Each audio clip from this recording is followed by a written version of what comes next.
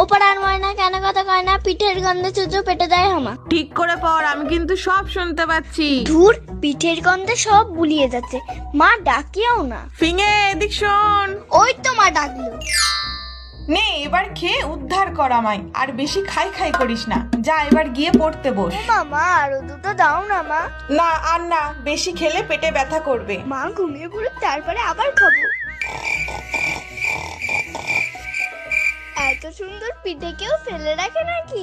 মা তুমি ঘুমো আর আমি খাই।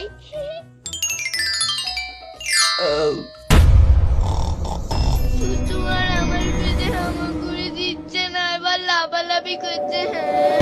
কি হলোটা কি? রাত দুপুর বেলা এত কান্নাকাটি কিসে? ও মা, আমার পেটে খুব ব্যথা করছে।